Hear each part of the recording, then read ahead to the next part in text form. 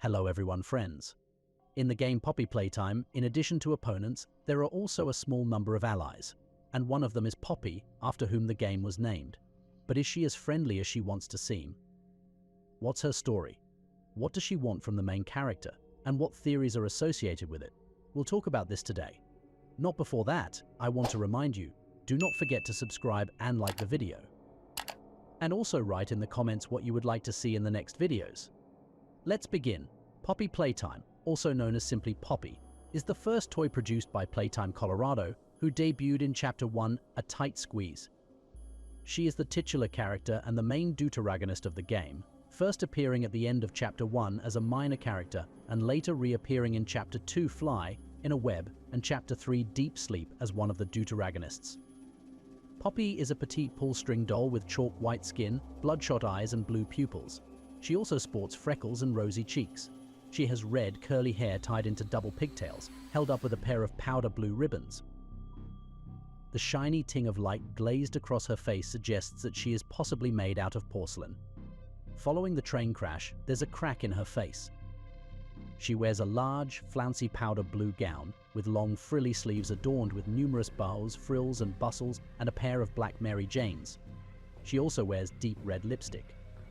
She has a pair of thin, black eyebrows and a pair of uncannily realistic-looking blue eyes framed by long, black lashes. Is a living doll. Although she still retains her general personality, Poppy behaves differently to her commercialized persona. At the start of Chapter 2, Poppy is first introduced with a bubbly, caring personality, thanking the player for freeing her, patiently waiting for the player as we climb up the vents in the back rooms, and offering to help us escape the factory. She continues this behavior throughout Chapter 2, however towards the end she begins to ask disturbing questions that hint towards a darker personality. For example, did you kill her? In Chapter 3, it is revealed that Poppy is seeking revenge on the prototype for the torture that she and others suffered at his hands, fearing that he would kill them if they tried to leave. She seems to have connections with Kissy Missy, as she was able to persuade her to cease attacking the player, also showing significant distress when Missy was apparently attacked off-screen at the conclusion of the chapter. The original teaser material Poppy had an apparently blank personality, but was still willing to help the player in return for assistance. Her unused train ending also includes an offer to help. Despite the disappearance of the majority of employees, not much is known about Poppy's backstory. Poppy was originally created by Playtime Co. in 1950 as a doll that was designed to behave and interact with their owner in a realistic human manner. This feature was displayed through an allegedly natural conversation with her owner during the vintage Poppy commercial and would have been revolutionary for the era. At some point before or during the events of the Hour of Joy, Poppy was imprisoned and locked inside a glass case by the prototype in the Poppy Room.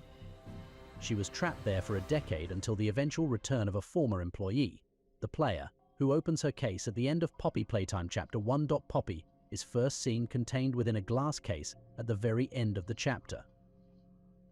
Once the player opens the case, the lights start to flicker rapidly and her eyes open as the player passes out, but luckily, they hear Poppy's voice acknowledging her release. We first meet Poppy at the very start of the game following the Mummy Long Legs commercial in the player's dream. She begins by whispering to wake up, repeating the command more forcefully and becoming visible after it begins to glitch. The commercial then cuts to black. The player wakes up alone from the dream in the Poppy Room until meeting her again in the back rooms when she accidentally pushes a crate over. Poppy states that she was just trying to get the power back on, before allowing the player to use their grab pack to solve the electrical puzzle within the room. She reveals that she's been stuck in that case for so long, offering to return the favor after saving her from imprisonment. Poppy agrees to help the player escape the factory through the game station via a train, as she is in possession of the code need to unlock access.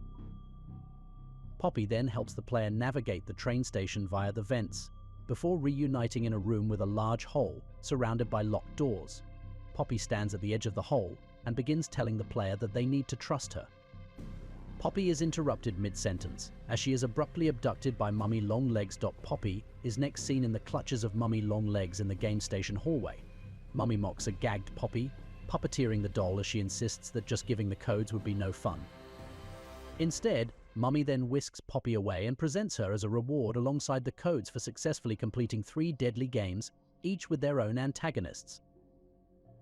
Upon completion of all 3 mini-games, an irate mummy chases the player to her undoing.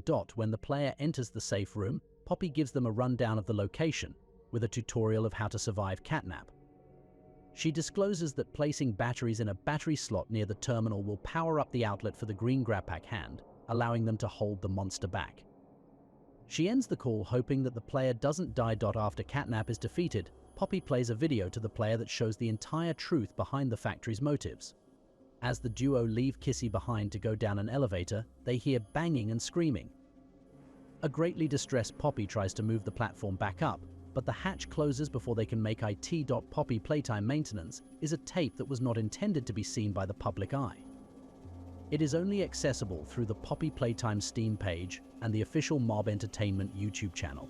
For a tape that simply demonstrates to the viewer how to take care of one's Poppy Playtime doll, it contains more secrets than one would expect. As the VHS tape plays, it grows increasingly bizarre and twisted. The footage skips the 3rd and 4th steps, and then the camera aims at Poppy laying face down, eyes closed, apparently unconscious. The footage then cuts to a pair of medical forceps pulling out Poppy's voice box, which is eerily soaked in blood. Poppy screams a roiling torrent of "let me go" at the unseen perpetrators, hinting that she has become sentient and is desperate to escape this torture.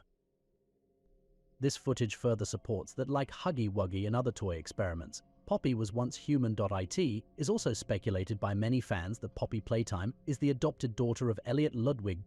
While the experiment was a success, Elliot isn't exactly sure what he did, which we know based on the note about experiment 814 in his office. I believe that the Poppy doll is Stella Graber's adopted child. This might be really inappropriate, but anyway, there's this YouTuber, I forgot his name, who talked about a poster they found on the wall, and it talks about adopting orphans, which is really weird since it's a toy factory and not a place for adoption. But what connected me to this theory was that Stella talked about immortality and missed feeling like a child during a job interview. From that moment on, I thought, what if the craziest thing happened when she was hired at a toy factory and decided to adopt an orphan to use the child as an experiment to become Poppy?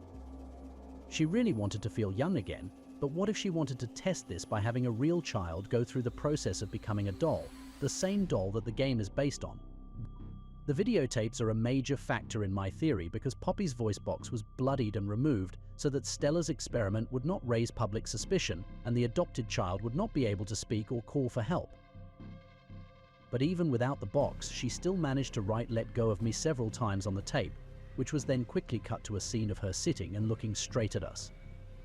The last scene could have been Poppy or the foster child acting surprised at the player opening her case since she can't speak freely due to her forced doll voice box, and being shocked that someone actually listened and came back to free her.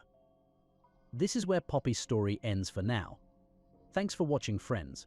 Don't forget to like, subscribe to the channel, and also write in the comments what you think about it. Thank you and bye.